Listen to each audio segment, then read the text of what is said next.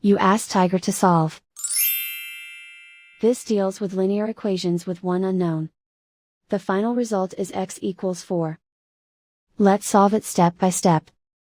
Simplify the expression. Expand the parentheses. Simplify the arithmetic. Group like terms. Simplify the arithmetic. Expand the parentheses. Simplify the arithmetic. Group all x terms on the left side of the equation. Subtract 3x from both sides.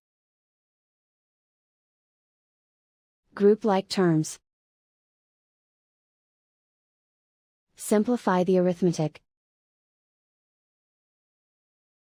Group like terms. Simplify the arithmetic. Group all constants on the right side of the equation. Add 5 to both sides. Simplify the arithmetic.